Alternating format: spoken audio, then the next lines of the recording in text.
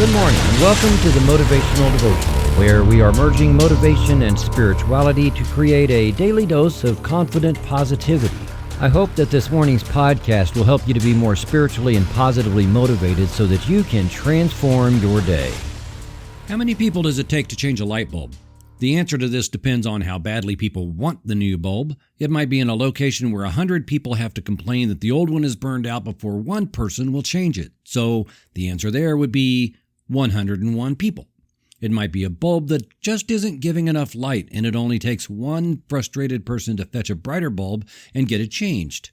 I've heard a ton of jokes around this pertaining to how many people of this group or that group does it take to change a light bulb. Without casting aspersions against any group, some of the punchlines were things like 10, 1 to actually change it, and 9 to complain about how they liked the burned out one better. 3, 1 to hold the ladder, 1 to screw in the bulb, and 1 to criticize how it's getting done. 6, 3 to form a committee about whether the bulb really needs changed.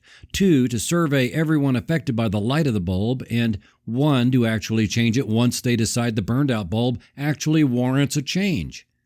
You get the idea. You've probably heard a lot more along different themes, and although they can be pretty funny, I find it funny across the board that we've had to create so many jokes about a simple task that involves change. The thing is with all these jokes and themes in the jokes is that it involves change, but isn't it simple that if something is burned out, you just, change it? You take out the thing that isn't working and put in a thing that works? It's not rocket science. Why is that so hard? You would be surprised, apparently, if that's what you're thinking, when you find out that there are plenty of groups continually doing things that don't work while refusing to admit that something is burned out and are horrified at the suggestion of replacing the burned out thing with a new thing. They might even complain about the new thing that does work and say how much they liked the old, not working thing better. I hope that isn't you. I hope you are always willing to look at what isn't working in your life so you can figure out the piece that needs to be changed out for something new. What new thing needs to happen in your life? Will it only take you to change it? As kind of a joke, but then maybe there could be a great business model in this, I think it would be funny to build a place called a newest colony. Note that there is no D anywhere in there, so I'm not saying nudist. I am making a play on words with the word new to call it a newest colony. Huh? Funny, right? I'll be here all week, folks. No, I know, don't go into stand-up. But hey, wouldn't that be a great business idea? Obviously, it's a place where people could go when feeling stuck and they need a new idea. It would be geared to an environment in which everyone could spend a day or a weekend or a week and flush out the cobwebs and change that light bulb over the head to one that actually turns on. Hey, go back home with a new thing to do that works.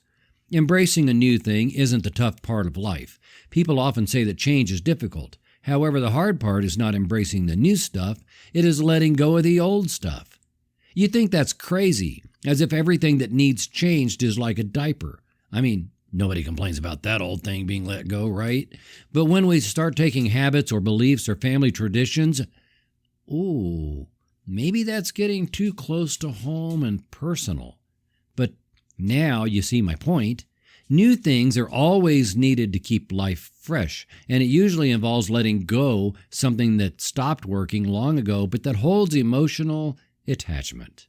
I would remind you here to implement this practice of letting go the attachment to anything in the past, and you will find new freedom.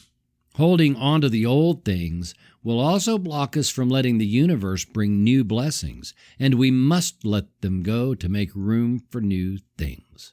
If we would know that the universe is always about to do the new thing, wouldn't it make it easier to let go of the old stuff that isn't really working so well? Every day, God is about to do a new thing. Our participation in it depends on the degree of our attachment to yesterday's old thing.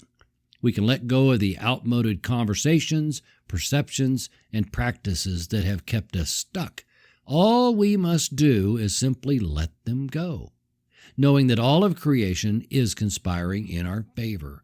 Trust that the universe always has your back. Henry Wadsworth Longfellow wrote, "All things must change to something new, to something strange." Thank you for taking the time to listen today. Please help keep this podcast going by following the Motivational Devotional Facebook page, following @Threefold Way Radio on Twitter, and sharing the written format of today's message from motivational-devotional.com on your social media. I am deeply grateful for your support, and thank you for letting Motivational Devotional be part of your journey. Peace out. See you tomorrow.